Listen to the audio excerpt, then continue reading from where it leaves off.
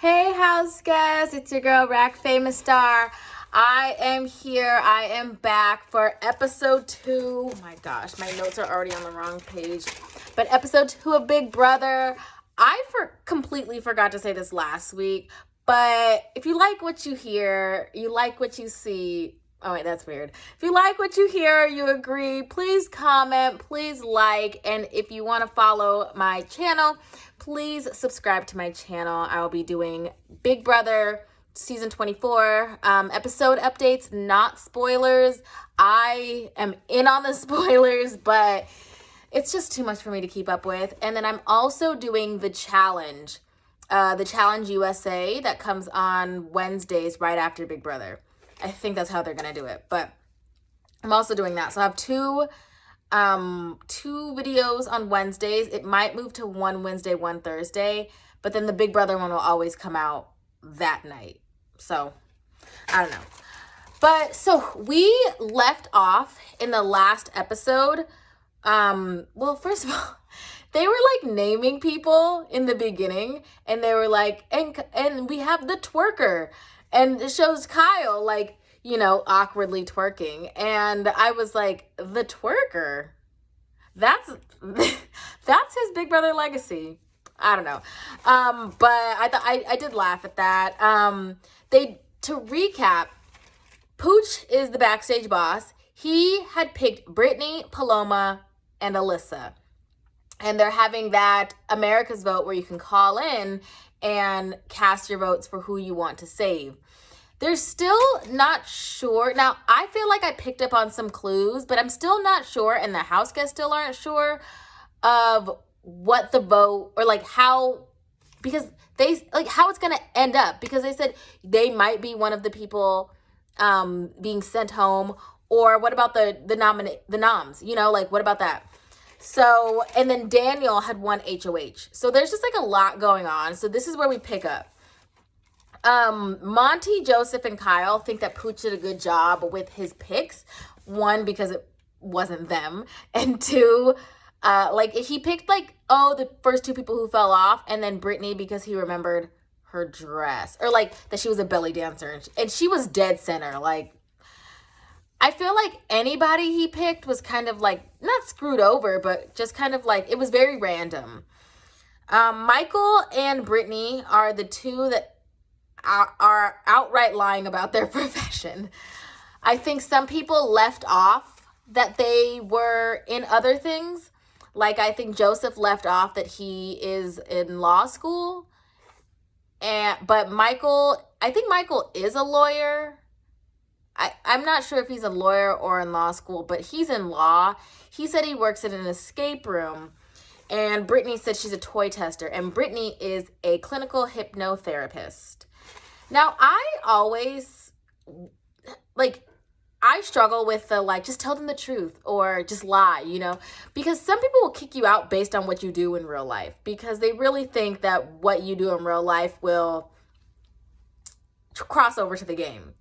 Now, I don't know if I went in the house, what would I say? Because I'm a teacher, and I feel like being a teacher is non-threatening, right? But what you don't know how people are going to perceive you, right? So I don't know if I would just say I'm a preschool teacher, because I feel like that is oh, you work with babies, but I talk about my kids and the funny things that they do all the time. And so I feel like it would be hard to just say I don't know, that to make it from an 8-year-old to a 4-year-old, So I don't know. I don't know what I would say I did that I could be able to talk about if somebody were to ask me about it, and just be fully confident and have a lot of answers and explanations and background stories and all that stuff. So I don't know. I don't know what I would say. Next I'm going to talk about Paloma. This is the first of many incidents. For those of you that watch the feeds and watch updates, you know so much more. But for those of you that do not. This is not the first, second, or third time Paloma is hating on Taylor. Now, I really wanted to like Paloma. Like, at the end of the episode, she did something really like funny, or like she said something and I was like, oh, look at Paloma, she's cute. And like, I went to an elementary school that had Paloma in the title, and I was like I don't know, I just felt like connected to her. But after all this, I don't know. So, and I also wrote down Indy hoping to become a sex coach. I don't know if that matters, but I'm going to go back to the Paloma thing. I don't know if I would be willingly or like continuously hating on or talking about somebody for no reason. Maybe, but like, I don't know. And I also don't know how it is when you're in there. Maybe you just get part of this like cancel culture and this like, well, as long as it's not me, you know, like, because, and then it's also not just Paloma in this case, because whoever she's talking to, or it doesn't even have to be her, but they also join in and everyone feels like they need to say something. So I'm not really cool on that, but let's keep going for now and we'll come back to that. So what does the backstage mean? No one's still sure, like no one has any idea. They did get t-shirts. The girls, the three girls, Brittany, Paloma, and Alyssa, got these black ones that say backstage. And Pooch got a yellow one that said backstage boss. I don't know if I'd be too thrilled about that, just because it's like, I feel like that's like a walking target. Even though they can't be nominated, it like reminds people every day over and over again that they have this like protection or this power. So, but I think they have to wear it. I don't know if they have to. I think maybe they just had to that day, or they have to like during like nominations, and they have to during vetoes. That would make sense if they had to do that. They had a Big Brother announcement, which was the have-nots. So we all know, not we all know, but maybe you don't know, but they have-nots. There's normally 4 people. It really depends on how many people are in the house at the time. So for the first few weeks, they'll probably have like 4, and then it might trickle down to 3. And then once I don't think I've ever seen 2. Maybe there's been 2 people, but it's never been like just one person's a have-not, unless it was a twist that was enacted later. That's probably not even, I didn't use the word correctly, but you know what I mean. So they have cold showers, they have to eat slop, and they sleep in the have-not room the entire week. Now, I always wondered how the cold showers thing works, because other people use that same shower. So I wonder there's 2 showers. I wonder if there's like a have-not shower and then a regular shower, or if you say, hey, Big Brother, I'm about to take a shower, and they turn off the hot water, or what. So I don't know. I'm hoping my light does not turn off in the middle, but anyways. So the 4 people, like, first he was like, does anybody want to volunteer? This is Daniel. Does anybody? And I don't know if this was like a pause for dramatic effect, but it seemed like it was pretty immediate. Michael volunteered first, and then it was Monty, and then Kyle and Joseph were pretty much at the same time. And they go to the have-not room, and it's pretty bare. Like, there's not much in there. There are a few pool floats. There's like a little slide. Apparently they have to use towels instead of blankets. And they're not like thick pool floats. They're like maybe like a couple of inches, like 3. The towels are like not small, but barely covering their bodies. And they have regular pillows though, so that's good. Then I think they go towards the slop, and then they're like, it's gross, you know, like everybody, because I would be like, I guess I'm about to lose like 5 pounds this week because I'm barely gonna eat that. Daniel and Nicole at this time form the Rugrats, and Daniel pretty much said like, you're my number 1, and she was like, yeah, me too. And he was like, yeah, we have the same hair. Sure. He said when she walked in, when Nicole walked in the backyard, he knew that would be his like ride or die. And I think that's cool. I hope that they work out. I think Daniel is gonna he seems like I don't know, it's the first week, but if I'm wrong, come back to this video and be like, girl, you was wrong. But he seems like he's going to make dumb decisions. And then Nicole seems like she's just going to follow. But I don't know. I could be wrong. Their plan is to lay low, be a mystery, and stay away from each other until they are in those final 2 chairs. I don't think that's going to happen.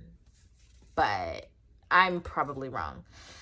Paloma and Alyssa are bonding. They are bonding. I think they're just very similar girls. They're probably near the same age.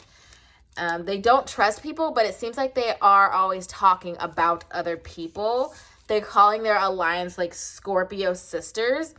And then once they were done with their conversation, Alyssa was walking out first, and she was like, they can't see us come out together. And then Paloma was like, I'm going to hide. So Alyssa walked out the door. Now, like, I saw this, if Paloma was doing something regular, like folding clothes or whatever, had anybody else walked into the room at that time, it would have been normal.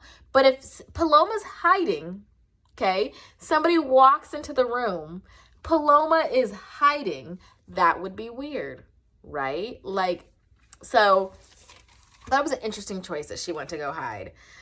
Once again, major Taylor hate because Taylor is playing pool with the boys. It was like 3 boys. I think it was like Pooch, Monty, and maybe Kyle.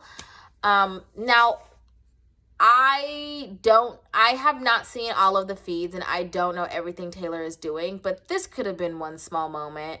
But I also think Taylor, she could be one of those people that are more comfortable around men, or she's single.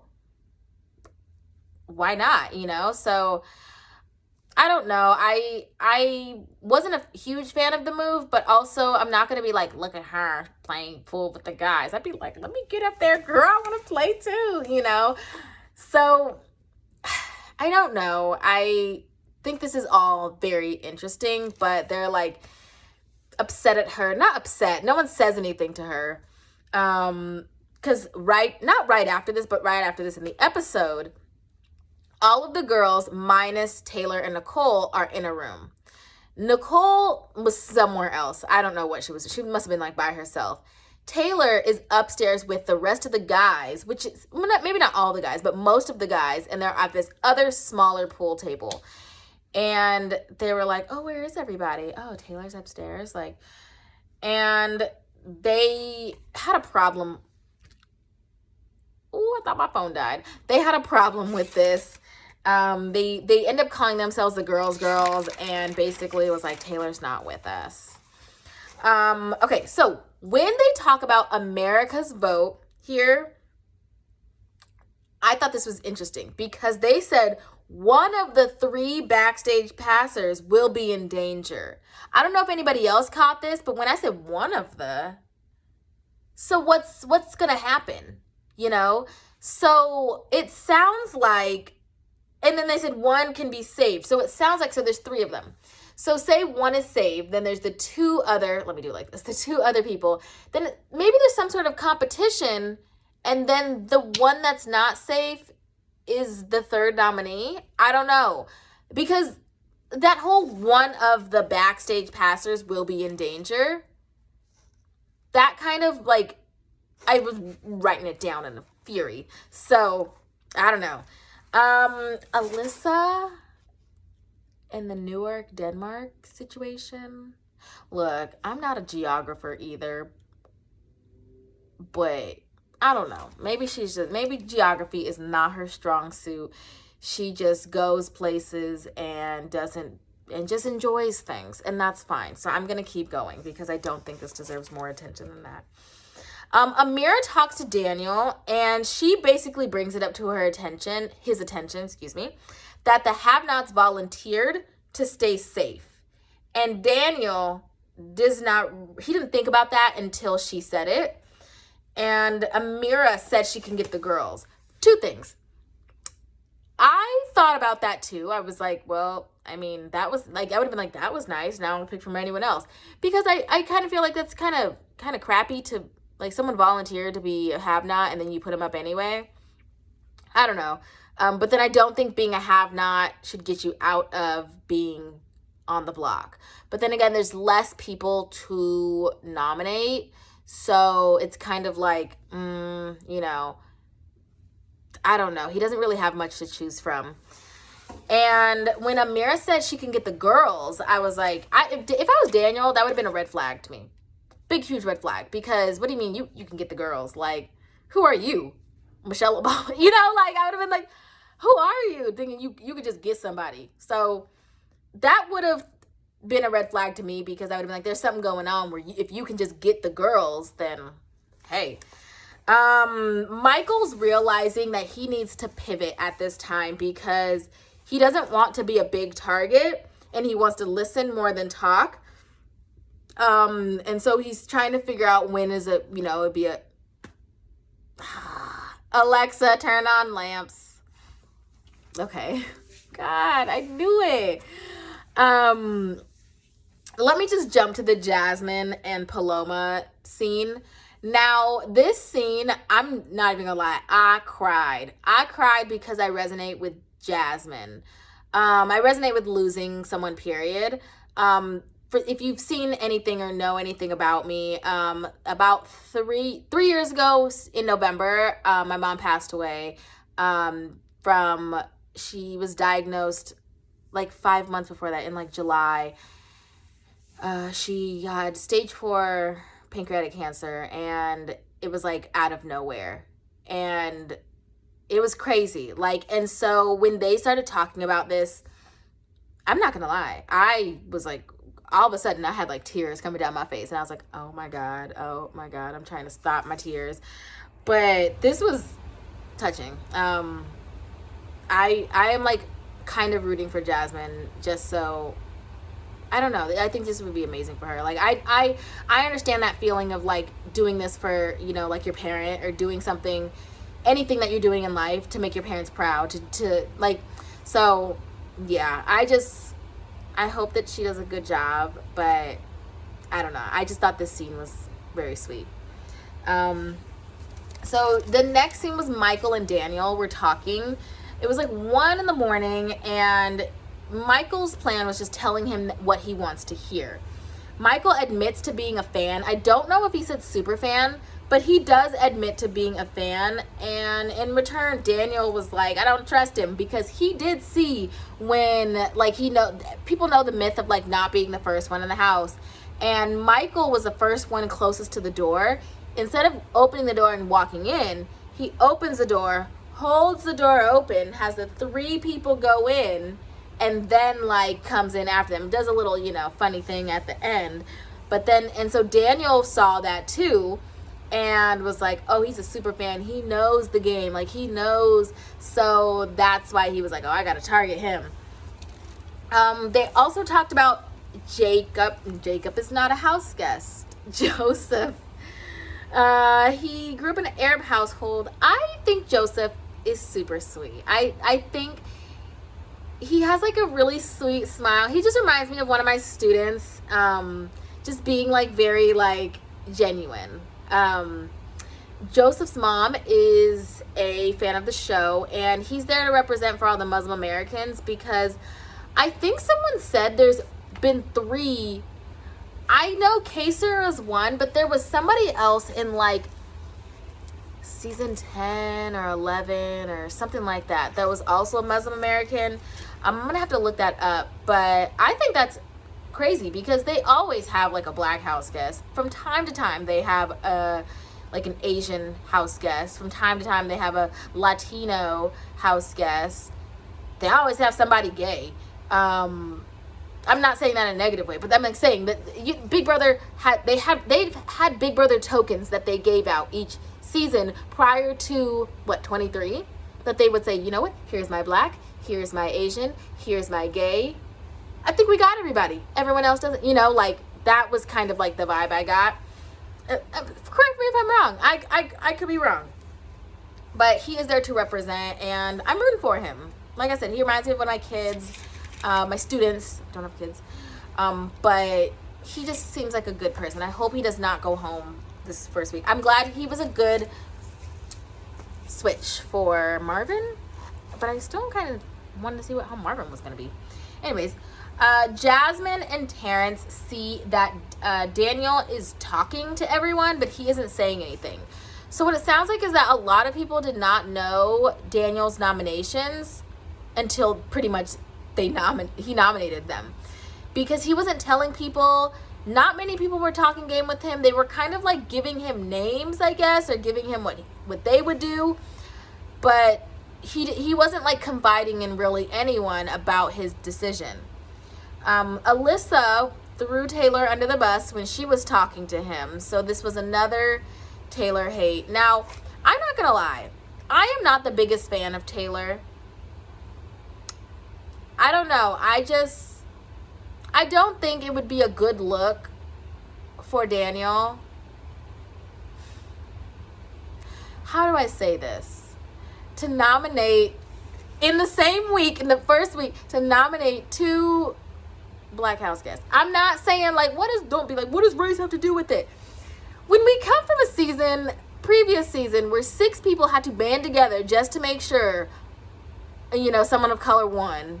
And then we go to the next season where I just don't think week 1, like, now granted, he did nominate Michael and Terrence side by side. Terrence is the oldest house guest.